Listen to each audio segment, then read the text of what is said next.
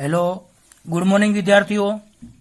હમણાં એક અઠવાડિયાથી મારી તબિયત સારી નહોતી, એટલા માટે વિડીયો આવતા જ નહોતા. હજુ થોડું સારું છે, થોડું સારું નથી, એટલે હવે વિડીયો આવશે, પણ બોર્ડ ઉપરના વિડીયો હમણાં શક્ય નથી. એટલા માટે આપણે આ રીતે તમને ખ્યાલ આવે એવી જ રીતે હેન્ડરાઇટિંગમાં આ રીતે આપણે ભણીશું. તો સૌથી પ્રશ્ન નંબર આપણે આવ્યા હતા, 7મો સવાલ આપણે આવ્યા હતા, સ્થાન અને સ્થાનાંતર સદિશો સમજાવો. આ પેમ્પલેટની પીડીએફ તમને મળી જશે. તો પ્રશ્ન 7 છે, સ્થાન અને સ્થાનાંતર સદિશો સમજાવો. તો સૌથી પહેલા આપણે સ્થાન સદિશ વિશે ચર્ચા કરીએ. સ્થાન સદિશ કોને કહેવાય? તો શોર્ટકટ ભાષામાં કેવું હોય, તો સ્થાન દર્શાવતા સદિશને સ્થાન સદિશ કહે છે. તો અહીંયા આપણે એક આકૃતિ દોરેલી છે. એક્સ અક્ષ, વાય અક્ષ, આ ઉગમ બિંદુ છે. આને તમે ઉગમ બિંદુ પણ કહી શકો છો અને સંદર્ભ બિંદુ પણ કહી શકો છો. તો અહીંયા આપણે એક કણ પી છે, આ કણ પી છે, એનો સ્થાન સદિશ આર સદિશ છે. થોડા સમય પછી આ કણ પી એ પી' પાસે પહોંચે છે અને એનો સ્થાન સદિશ આર' સદિશ છે. બરાબર સમજો કે આ એક્સ અક્ષ છે, આ વાય અક્ષ છે, તો આને કહેવાય દ્વિપરિમાણ, એટલે બે અક્ષો. અને બે અક્ષોમાં ધારો કે કોઈ કણ એ ટી સમયે બિંદુ પી પાસે છે, ટી સમયે બિંદુ પી પાસે છે, અને બીજો કોઈ કણ ધારો કે પી' છે, બરાબર, એ પણ ટી સમયે અહીંયા પી' પાસે છે. તો અહીં કણ પીનો ઉગમ બિંદુની સાપેક્ષમાં આ જે જોડતો સદિશ છે એને સ્થાન દર્શાવતો સ્થાન સદિશ કહી શકાય. એટલાની વ્યાખ્યા આ રીતે આપી શકાય કે કોઈ નિશ્ચિત બિંદુને અનુલક્ષીને અન્ય બિંદુ કે કણનું સ્થાન દર્શાવતા સદિશને તે બિંદુનો સ્થાન સદિશ કહે છે. બરાબર યાદ રાખજો, કોઈ નિશ્ચિત બિંદુને અનુલક્ષીને કોઈ અન્ય બિંદુ કે કોઈ કણનું સ્થાન દર્શાવતા સદિશને તે બિંદુ કે કણનો સ્થાન સદિશ કહે છે. પરિવાર, કોઈ નિશ્ચિત બિંદુને અનુલક્ષીને અન્ય બિંદુ કે કોઈ કણનું સ્થાન દર્શાવતા સદિશને તે બિંદુનો સ્થાન સદિશ કહે છે. અહીં નિશ્ચિત બિંદુ તરીકે આપણે સામાન્ય રીતે આપણે ઉગમ બિંદુ લઈએ છીએ, જેને તમે સંદર્ભ બિંદુ પણ કહી શકો છો. તો આ જે નિશ્ચિત બિંદુ છે, તો નિશ્ચિત બિંદુ તરીકે જનરલી આપણે ઉગમ બિંદુ લેતા હોઈએ છીએ, જેને સંદર્ભ બિંદુ તરીકે પણ ઓળખવામાં આવે છે. હવે આ આકૃતિ એ છે, તો આ આકૃતિ એમાં તમે શું જોઈ શકો છો? તો ઓને અનુલક્ષીને આ જે ઓપી સદિશ દેખાય છે તમને, એ ઓપી સદિશ એ પીનો ટી સમયે સ્થાન સદિશ છે, જેને આપણે આર સદિશ વડે દર્શાવેલો છે. તે જ રીતે ઓને અનુલક્ષીને બિંદુ પી' નો કોઈ ટી સમયનો સ્થાન સદિશ ઓપી' સદિશ છે, જેને આપણે આર' સદિશ વડે દર્શાવ્યો છે. ટૂંકમાં ઓપી સદિશ બરાબર આર સદિશ અને ઓપી' સદિશ બરાબર આર' સદિશ. તો બોલો, આકૃતિ એમાં ઓ ઉગમ બિંદુને અનુલક્ષીને ઓપી સદિશ બરાબર આર સદિશ, કે જેને પી બિંદુનો ટી સમયે સ્થાન સદિશ કહે છે. આ જ રીતે ઓને અનુલક્ષીને બિંદુ પી' નો ટી સમયનો સ્થાન સદિશ ઓપી' સદિશ છે, જેને આપણે આર' સદિશ વડે રજૂ કરેલો છે. હવે એક વાત છે, યાદ રાખજો બરાબર, કે સ્થાન સદિશ પરથી કઈ માહિતી તમને મળી શકે છે?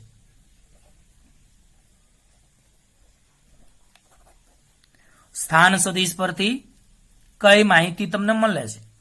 તો યાદ રાખજો કે પહેલું તો એક કે ઉગમ બિંદુ ઓથી કણનું સુરેખ એટલે સીધું અંતર દર્શાવે છે. તો આ બહુ સમજવા જેવી વાત છે કે સ્થાન સદિશ દર્શાવે છે શું? તો ઉગમ બિંદુઓથી કણનું સીધે સીધું એટલે કે સુરેખ અંતર દર્શાવે છે. ઉગમ બિંદુઓથી કણનું. બીજો મુદ્દો, ઉગમ બિંદુ ઓને અનુલક્ષીને કણની દિશા દર્શાવે છે. તો બે મુદ્દા યાદ રાખજો કે સ્થાન સદિશ પરથી કઈ માહિતી આપણને મળે છે. તો પહેલું, ઉગમ બિંદુ ઓથી કણનું સીધે સીધું એટલે કે સુરેખ અંતર આપણને મળે છે. બીજું, ઉગમ બિંદુ ઓને અનુલક્ષીને કણની દિશા આપણે જાણી શકીએ છીએ. ટૂંકમાં સ્થાન સદિશ પરથી કઈ માહિતી મળે છે? તો ઉગમ બિંદુઓથી કણનું સુરેખ અંતર દર્શાવે છે. બીજું, ઉગમ બિંદુઓને અનુલક્ષીને કણની દિશા દર્શાવે છે. તો આપણે આ સ્થાન સદિશ વિશેની સ્પષ્ટતા પૂરી કરી. હવે આપણે સ્થાનાંતર સદિશ વિશેની ચર્ચા કરીએ. સ્થાનાંતર સદિશ. તો પ્રિય વિદ્યાર્થીઓ, સ્થાનાંતર સદિશ સમજવા માટે આપણે આકૃતિમાં ફરીવાર ધ્યાન લઈએ કે આકૃતિ એમાં ટી સમયે કણ પી પર છે અને ધારો કે આપણે ટી' સમયે કણને પી' પર ધારીએ તો યાદ રાખજો કે આકૃતિ એમાં ટી સમયે કોઈ કણ છે, એ કણ પી પર છે અને ત્યાંથી ટી' સમયે કણ પી' પર આવે છે. તો બોલો, પી ને કણનું પ્રારંભિક સ્થાન કહેવાય અને પી' ને કણનું અંતિમ સ્થાન કહેવાય. તો પ્રારંભિક સ્થાન અને અંતિમ સ્થાન એને જોડતા સદિશને પ્રારંભિક સ્થાન અને અંતિમ સ્થાન એને જોડતા સદિશને સ્થાનાંતર સદિશ કહેવાય છે. ટૂંકમાં આ જે છે એ સ્થાનાંતર સદિશ છે. કયો સદિશ છે? સ્થાનાંતર સદિશ છે. તો ફરીવાર કે આકૃતિ એમાં આપણે શું જોઈ ગયા? તો અહીંયા તમે ટી' સમય યાદ રાખજો અને કણ એક જ છે એવું યાદ રાખજો. તો આકૃતિ એમાં ટી સમયે કણ એ પી પર છે અને ટી' સમયે આનો આ જ કણ ધારો કે પી' પર જાય છે. બરાબર યાદ રાખજો કે આકૃતિ એમાં ધારો કે ટી સમયે કણ પી પર છે અને ટી' સમયે એ કણ પી' પાસે પહોંચે છે. તો પી ને તમે કણનું પ્રારંભિક સ્થાન કહી શકો છો. બોલા, પી ને તમે કણનું પ્રારંભિક સ્થાન કહી શકો છો અને પી' ને કણનું અંતિમ સ્થાન કહી શકો છો. તો કણના પ્રારંભિક સ્થાન પી અને અંતિમ સ્થાન પી' ને જોડતા સદિશને કણનો સ્થાનાંતર સદિશ કહે છે. યાદ રાખજો કે કણના પ્રારંભિક સ્થાન પી અને અંતિમ સ્થાન પી' એને જોડતા સદિશને સ્થાનાંતર સદિશ કહેવાય છે. અહીં આ પી' તમને દેખાય છે, પી' સદિશ, પી' સદિશ. આ જે તીર છે એને સદિશ વંચાય. પી' સદિશને કણનો સ્થાનાંતર સદિશ કહે છે. જેનું પૂછ તો બધાને ખબર છે કે આ રીતનું તીર હોય તો આ તીર વાળો ભાગ છે એને શીર્ષ કહેવાય અને આ જે ભાગ છે એને પૂછ કહેવાય. તો બોલો, અહીં પૂછ ક્યાં છે? તો પૂછ એ પ્રારંભિક સ્થાન પી પર છે અને શીર્ષ એ અંતિમ સ્થાન પી' પર છે. તો બોલો, અહીં પી' સદિશને સ્થાનાંતર સદિશ કહે છે જેની પૂછ પ્રારંભિક સ્થાન પી પર છે અને શીર્ષ અંતિમ સ્થાન પી' પર છે. હવે પ્રિય વિદ્યાર્થીઓ, આપણે સ્થાનાંતર સદિશના મહત્વના મુદ્દાઓ વિશે ચર્ચા કરીશું. તો પહેલો મુદ્દો એ છે કે સ્થાનાંતર સદિશ ને એક સુરેખા વડે દર્શાવાય છે. સ્થાનાંતર સદિશને એક સુરેખા વડે દર્શાવાય છે જે પદાર્થના પ્રારંભિક અને અંતિમ સ્થાનને જોડે છે. જે આપણે આકૃતિમાં ભણી ચૂક્યા છીએ. તો યાદ રાખજો કે સ્થાનાંતર સદિશને એક સુરેખા વડે દર્શાવાય છે જે પદાર્થના પ્રારંભિક અને અંતિમ સ્થાનને જોડે છે. બીજો અગત્યનો મુદ્દો કે સ્થાનાંતર સદિશનો આધાર કણના ખરેખરા ગતિ માર્ગ પર નથી. આ મુદ્દો ખાસ સમજવા જેવો છે કે સ્થાનાંતર સદિશનો આધાર કણના ખરેખરા એટલે સાચા માર્ગ પર એનો આધાર નથી. તો આ મુદ્દો બહુ અગત્યનો છે કે સ્થાનાંતર સદિશનો આધાર કણના ખરેખરા ગતિમાર્ગ પર નથી. તો આનો મતલબ શું છે? તો એના માટે આપણે આકૃતિ બી જોઈએ તો તમને વધારે સ્પષ્ટ ખ્યાલ આવશે. તો યાદ રાખો, આકૃતિ બીમાં કણનું ધારો કે પ્રારંભિક સ્થાન પી છે અને અંતિમ સ્થાન ધારો કે ક્યુ છે, પણ કણના જુદા જુદા ગતિમાર્ગ તમે જોઈ શકો છો. પી, એ, બી, સી, ક્યુ. એક ગતિમાર્ગ પી, એ, બી, સી, ક્યુ. બીજો ગતિમાર્ગ તમે બોલો તો બીજો ગતિમાર્ગ તો પી, ડી, ક્યુ. પી, ડી, ક્યુ. ચલો ત્રીજો ગતિમાર્ગ તમે બોલો તો પી, બી, ઈ, એફ, ક્યુ. પી, બી, ઈ, એફ, ક્યુ. એનો મતલબ કે કણનું પ્રારંભિક સ્થાન પી છે, કણનું પ્રારંભિક સ્થાન ધારો કે પી છે અને અંતિમ સ્થાન ધારો કે ક્યુ છે. તો પ્રારંભિક સ્થાન પી છે, અંતિમ સ્થાન ક્યુ છે. તો આ માટે તમારે જુદા જુદા 3 માર્ગ છે. પ્રારંભિક સ્થાનમાં થી અંતિમ સ્થાન સુધી પહોંચવાના 3 માર્ગ કયા કયા? ફરીવાર બોલો તો પી, એ, બી, સી, ક્યુ. બીજું પી, ડી, ક્યુ. ત્રીજું પી, બી, ઈ, એફ, ક્યુ. તો યાદ રાખો, એ માર્ગ તો 3 અલગ અલગ છે, પણ સ્થાનાંતર સદિશ એ હકીકતમાં આ થશે. એનો મતલબ સ્થાનાંતર એ સાચો ગતિમાર્ગ દર્શાવતો નથી. તો સાચો ગતિમાર્ગ કયો છે? આ કહી શકાય, આ કહી શકાય, આ કહી શકાય. આમાંથી તમે જે પસંદ કરો એ. પણ આ તો ના જ કહી શકાય, કારણ કે આપણે કણ પીને અહીંયાથી આપણે બધા માર્ગે અલગ અલગ લઈ ગયા છીએ. તો યાદ રાખો કે આકૃતિ બીમાં કણનું પ્રારંભિક સ્થાન પી છે, અંતિમ સ્થાન ક્યુ છે, પણ કણના જુદા જુદા ગતિમાર્ગ પી, એ, બી, સી, ક્યુ, પી, ડી, ક્યુ, પી, બી, ઈ, એફ, ક્યુ છે. હા કે ના? પરંતુ તેનો સ્થાનાંતર સદિશ તો કયો છે? માત્ર પીક્યુ જ મળશે. આ એક ગુણધર્મ. અને એક ત્રીજો ગુણધર્મ, બીજું આપણે ત્રીજા ચેપ્ટરમાં ભણી જ ગયા છીએ કે કોઈ પણ 2 બિંદુઓની વચ્ચે જોડતો સ્થાનાંતર સદિશ એનું માન એટલે કે મૂલ્ય એ ગતિમાન પદાર્થની પથ લંબાઈ જેટલું હોય કાં તો એનાથી ઓછું હોય. આ મેં તમને ચેપ્ટર નંબર 3માં બરાબર સમજાવ્યું હતું. સ્થાનાંતર એ પથ લંબાઈ જેટલું હોઈ શકે કાં એનાથી નાનું હોઈ શકે. સ્થાનાંતર કોઈ દી પથ લંબાઈથી મોટી ના હોય. તો અહીંયા આગળ આપણે આ ચેપ્ટરમાં ખાલી સદિશ લગાડવાનું છે. પથ લંબાઈમાં સદિશ ના આવે, પાછું ધ્યાન રાખજો. તો સ્થાનાંતર સદિશનું માન એ પથ લંબાઈથી ઓછું હોય કાં તો એના જેટલું હોય. તો યાદ રાખજો, સ્થાનાંતર સદિશ માટેના 3 અગત્યના મુદ્દાઓ. એમાં પહેલું કે સ્થાનાંતર સદિશને આપણે આકૃતિમાં જ સમજાવીએ તમને કે સ્થાનાંતર 3 મુદ્દા અગત્યના. પહેલો મુદ્દો કે સ્થાનાંતર સદિશને એક સુરેખા વડે દર્શાવાય છે જે પદાર્થના પ્રારંભિક અને અંતિમ સ્થાનને જોડે છે.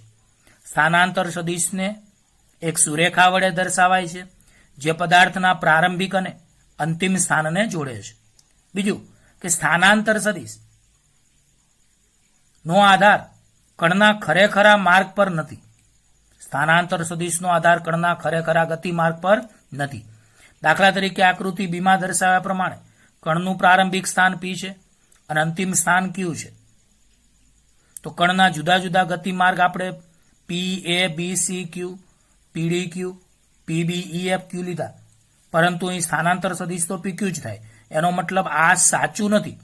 આ માર્ગ સાચા છે, પણ અહીંયા તો તમને જોઈ શકો છો કે સ્થાનાંતર સદિશનો આધાર એ કણના એ ખરેખરા ગતિ માર્ગ પર નથી. તો તો શાના પર છે? તો સ્થાનાંતર સદિશનો આધાર માત્ર પ્રારંભિક સ્થાન અને અંતિમ સ્થાન પર છે એવું તમે કહી શકો છો. ત્રીજું, કોઈ પણ બે બિંદુઓ વચ્ચેનો જે સ્થાનાંતર સદિશ છે એનું મૂલ્ય એ પથ લંબાઈ જેટલું કાં તો એનાથી કેવું હોઈ શકે? ઓછું હોઈ શકે છે. ઓકે, હવે આપણે થોડા સદિશોના પ્રકારો વિશેની ચર્ચા કરીએ. સદિશોના પ્રકારો વિશેની. હવે આપણે પ્રશ્ન નંબર 8 સદિશોના પ્રકાર વિશે ચર્ચા કરીએ. તો સદિશોના એક પ્રકાર છે સમાન સદિશો, બીજું છે સમાંતર સદિશો, ત્રીજું છે પ્રતિ સમાંતર સદિશો અને ચોથું છે અસમાંતર સદિશો. તો ચલો, સમાન સદિશો કોને કહેવાય? આ બધી વ્યાખ્યા આપતા પહેલા આપણે સદિશની વ્યાખ્યા આપીએ. એ સદિશ કોને કહેવાય? તો જે રાશિના સંપૂર્ણ વર્ણન માટે મૂલ્ય અને દિશાની જરૂર હોય, બરાબર છે, એને સદિશ કહેવાય. તો સમાન સદિશો કોને કહેવાય? તો જે બે સદિશોના મૂલ્ય અને દિશા બંને સમાન હોય તો તેવા સદિશોને તમે શું કહી શકો છો? બોલો બોલો. તો બોલો, આ બે સદિશો છે એની લંબાઈ પણ સરખી છે અને એક જ દિશામાં તીર જાય છે. તો બોલો, આવા સદિશોને તમે સમાન સદિશો કહી શકો. તો બોલો, જો બે સદિશોના મૂલ્ય અને દિશા સમાન હોય, મૂલ્ય અને દિશા સમાન હોય તેવા સદિશોને સમાન સદિશો કહે છે. બીજું, દાખલા તરીકે આ એ સદિશ છે પણ હું બી સદિશ થોડો ટૂંકો દોરું તો આમાં મૂલ્ય તો સમાન નથી પણ આ તીર એક જ દિશામાં જાય છે તો દિશા સમાન છે. તો યાદ રાખો કે એક જ દિશામાંના સદિશોને સમાંતર સદિશો કહે છે. એક જ દિશામાંના સદિશોને સમાંતર સદિશો કહે છે. હા કે ના? હવે પ્રતિ સમાંતર સદિશ એટલે શું? તો પરસ્પર વિરુદ્ધ દિશાનો સદિશ. દાખલા તરીકે એ સદિશ આમ છે અને બી સદિશ આમ છે. આમાં મૂલ્ય નહીં જોવાનું, ખાલી દિશા પરસ્પર વિરુદ્ધ હોવી જોઈએ. તો બોલો, પરસ્પર વિરુદ્ધ દિશાના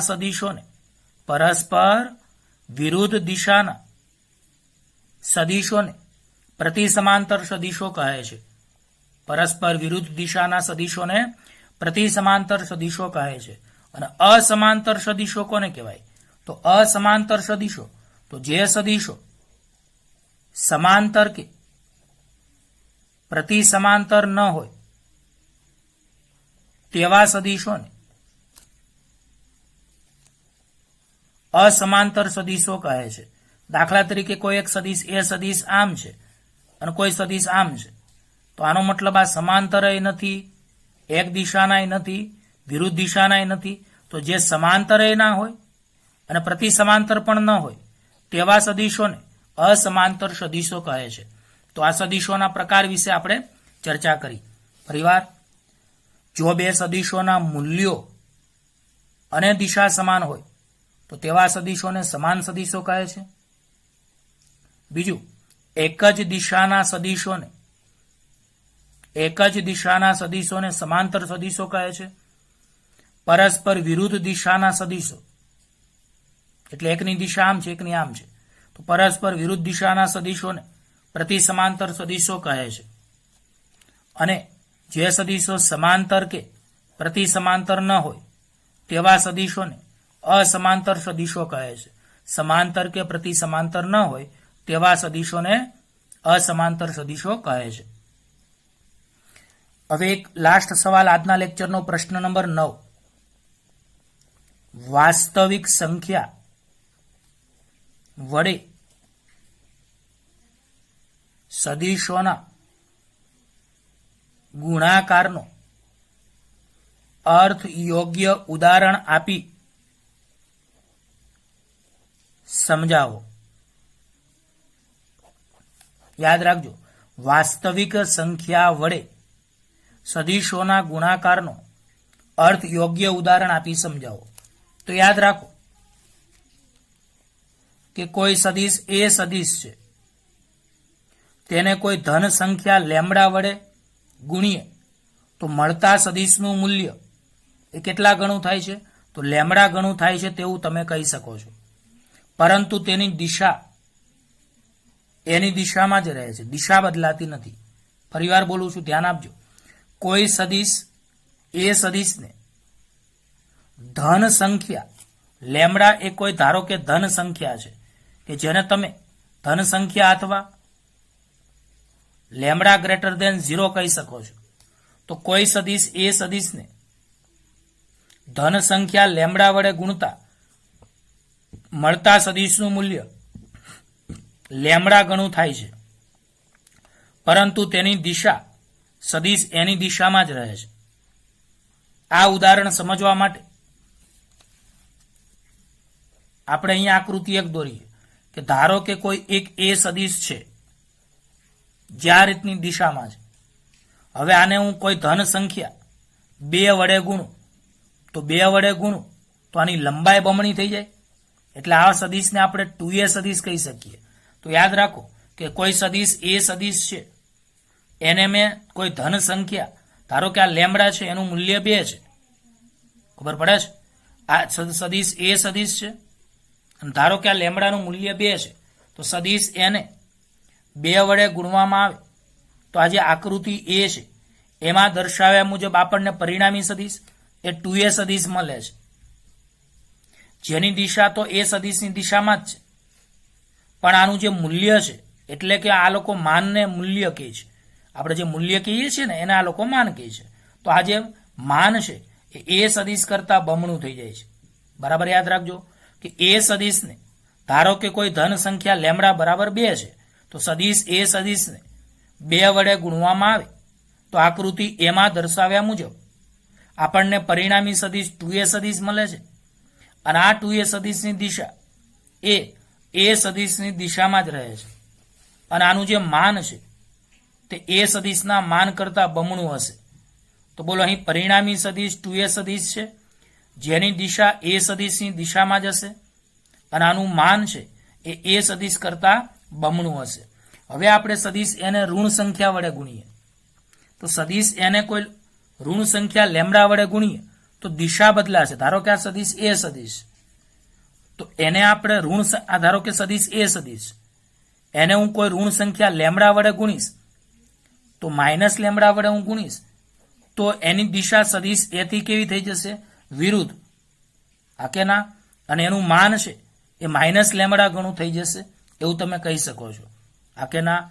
તો યાદ રાખો કે સદિશ એને કોઈ ઋણ સંખ્યા લેમડા વડે ગુણવામાં આવે તો આપણને લેમડા એ સદિશ મળે છે, પરંતુ આ લેમડા એ સદિશ છે એની દિશા એ સદિશની વિરુદ્ધ દિશામાં હશે અને તેનું માન એ સદિશ કરતા માઇનસ લેમડા ગણું હશે.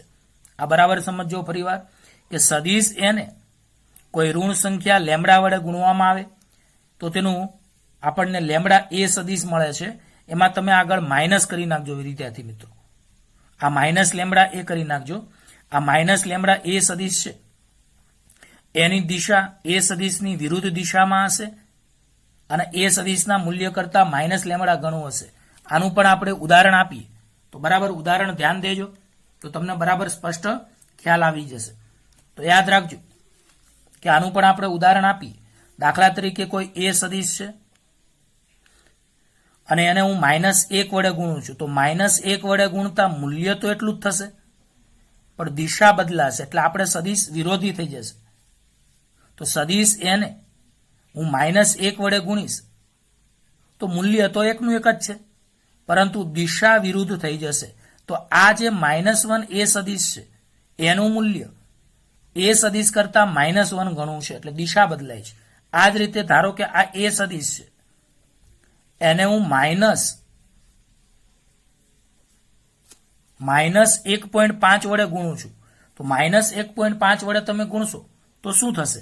તો -1.5 વડે ગુણશો તો એ આકૃતિ બી છે, આપણે આકૃતિ બી કહીએ, દર્શાવ્યા મુજબના આપણને સદિશ મળશે.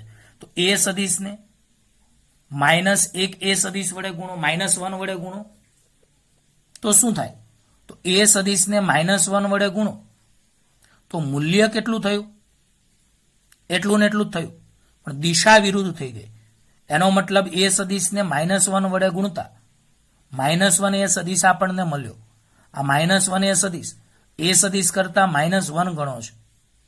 આવી જ રીતે એ સદિશને આપણે -1.5 વડે ગુણતા -1.5 એ સદિશ મળે છે. આ સદિશ કરતા -1.5 ગણો કેવો છે? મોટો છે. પણ આની દિશા વિરુદ્ધ થઈ જશે. ઓકે, તો આ વાસ્તવિક સંખ્યા વડે, વાસ્તવિક સંખ્યા એટલે આંકડાઓ, તો વાસ્તવિક સંખ્યા વડે સદિશના ગુણાકારનો આપણે અર્થ ઉદાહરણ આપીને સમજ્યા. હજી એક વધારાના મુદ્દાની આપણે આ જ થિયરીમાં સદિશ મતલબ ચર્ચા કરી લઈએ. તો દાખલા તરીકે કોઈ એ સદિશ હતો, આપણે આ એ સદિશ સાથે ગુણાકારમાં લેવાતો લેમડા જે છે એ કોઈ વાસ્તવિક સંખ્યાની જગ્યાએ, એટલે કે કોઈ આંકડાની જગ્યાએ, જેમ હમણાં આપણે 2 લીધા હતા, -1 લીધા હતા, -1.5 લીધા હતા, એના બદલે જો લેમડા એ કોઈ ભૌતિક પરિમાણ ધરાવતો અદિશ હોય તો શું થાય? તો યાદ રાખો, એ સદિશ સાથે ગુણાકારમાં લેવાતો જે લેમડા હતો એ વાસ્તવિક સંખ્યા એટલે કે આંકડા 2, -1, 1.5 ને બદલે કોઈ ભૌતિક રાશિનું પરિમાણ ધરાવતો અદિશ પણ હોઈ શકે છે. તેથી પરિણામી સદિશ લેમડા એ સદિશ, આનું જે પરિમાણ છે એટલે કે એકમ છે, અને એ શું થશે? તો આનો જે પરિમાણ છે એ લેમડા અને એ સદિશના પરિમાણોનો ગુણાકાર આપણને આપે છે. આ પણ ઉદાહરણ સમજાવું. આને છે ને સંજ્ઞાત્મક કહેવાય. એટલે ફિઝિક્સમાં આપણે છે ને 2 પ્રકારની થિયરીઓ વિદ્યાર્થી મિત્રો ભણવાની આવે. સૌથી પહેલા સંજ્ઞાત્મક આવે અને પછી તેનું આપણે અર્થઘટન ઉદાહરણ સ્વરૂપે થાય. તો ફરીવાર કહું છું કે કોઈ એ સદિશ છે, એની સાથે ગુણાકારમાં લેવાતો જે અચળાંક લેમડા છે, એ આપણે આગળ હમણાં ઉદાહરણ આપ્યું કે લેમડા કોઈ વાસ્તવિક સંખ્યા હતી, એટલે કે આંકડા હતા 2, -1, -1.5. પરંતુ આ જે વાસ્તવિક સંખ્યા એટલે કે આંકડાને બદલે લેમડા કોઈ ભૌતિક રાશિનું પરિમાણ ધરાવતો અદિશ હોય, ભૌતિક રાશિનો પરિમાણ એટલે કે એકમ ધરાવતો અદિશ હોય. આ 2 ને એકમ ના હોય, -1 ને એકમ ના હોય, -1.5 ને એકમ ના હોય. પરંતુ જો કોઈ લેમડા અચળાંક કે જેને આપણે ભૌતિક પરિમાણ ધરાવતો અદિશ કહીએ, આનો મતલબ કે આ લેમડાને કોઈ એકમ પણ હોય, તો આવો પરિણામી સદિશ છે લેમડા એ સદિશ આપણને મળે. એ લેમડા એ સદિશનું પરિમાણ એ લેમડા અને એ સદિશના પરિમાણોના ગુણાકાર આપે છે. દાખલા તરીકે હું તમને કહું કે વેગનું પરિમાણ એટલે કે એકમ મીટર પ્રતિ સેકન્ડ છે. બરાબર છે. હવે હું શું કરું કે આ વેગ હતો, બરાબર છે, એને હું સમય t વડે ગુણી દઉં. તો આપણે આ જે લેમડા છે એ કોણ થઈ ગયો? સમય થઈ ગયો. એનો મતલબ કે સમય નામની ભૌતિક રાશિનું થઈ ગયો. સમય નામની શું થઈ ગઈ? ભૌતિક રાશિ. તો બોલો, અહીં તમે કહી શકો છો કે v સદિશ t નું પરિમાણ શું થશે? તો બોલો, આમાં પરિમાણ એટલે એકમ સમજજો અહીંયા, તો જ તમને ખ્યાલ આવશે. તો બોલો, અહીંયા વેગનો એકમ મીટર પ્રતિ સેકન્ડ, સમયનો એકમ સેકન્ડ ઉડી જાય તો શું થઈ ગયું? મીટર. એનો શું મતલબ? ખબર પડી કે અહીં આ રીતની ચર્ચા એકવાર ફરીવાર સમજાવું કે અહીં કોઈ સદિશ એ સદિશને ગુણાકારમાં, તો સદિશ એના ગુણાકારમાં લેવાતો અચળાંક લેમડા એ કોઈ વાસ્તવિક સંખ્યા હોય કે જેને કોઈ એકમ ના હોય, તો લેમડા એ સદિશના એકમમાં કોઈ ફરક ના પડે. હું આ એ સદિશની જગ્યા લેમડાની જગ્યાએ 2 લઉં, -1 લઉં, -1.5 લઉં, તો સદિશના એકમમાં કોઈ ફેરફાર ના થાય. પરંતુ જો એ સદિશ સાથે ગુણાકારમાં લેવાતો લેમડા એ કોઈ ભૌતિક પરિમાણ ધરાવતો અદિશ હોય, એટલે કે એને કોઈ એકમ હોય, પરિમાણની જગ્યાએ તમે એકમ વાંચજો એટલે વધારે ખબર પડે. તો લેમડા એ કોઈ ભૌતિક એકમ ધરાવતો અદિશ હોય, તો પરિણામી સદિશ લેમડા એ સદિશનો એકમ એટલે કે પરિમાણ એ લેમડા અને એ સદિશના એકમ એટલે કે પરિમાણોના ગુણાકાર આપે છે. તો તમે પરિમાણની જગ્યાએ એકમ યાદ રાખશો તો તમને ખબર પડશે. દાખલા તરીકે વેગનું પરિમાણ એટલે કે એકમ મીટર પ્રતિ સેકન્ડ છે, પણ વેગને હું સમય વડે ગુણી દો તો એનો એકમ એટલે કે પરિમાણ, તો વેગનો એકમ મીટર પ્રતિ સેકન્ડ, સમયનો એકમ સેકન્ડ, સેકન્ડ ઉડી જાય તો મીટર થશે. તો આનો મતલબ લેમડા નામની તમને ભૌતિક રાશિ મળે છે. ખબર પડી ગઈ પાક્કું? તો આ રીતનું આપણે અહીંયા બરાબર સ્પષ્ટ તમને સમજાય છે. તો આ થિયરી અને લાસ્ટમાં તમે કહી શકો છો દાખલા તરીકે અચળ વેગનો સમય સાથેનો ગુણાકાર સ્થાનાંતર સદિશ આપે છે. તો તમે જોઈ ગયા કે સ્થાનાંતર છે એનો એકમ મીટર છે, બરાબર છે. તો આ અચળ વેગ સદિશ એટલે v સદિશ, સમય એટલે t, એનો ગુણાકાર શું આપે છે આપણને? મીટર એટલે સ્થાનાંતર સદિશ. તો એનો મતલબ શું કે અચળ વેગ v સદિશનો સમય t, અચળ વેગ v સદિશનો સમય સાથેનો ગુણાકાર આપણને સ્થાનાંતર સદિશ આપે છે.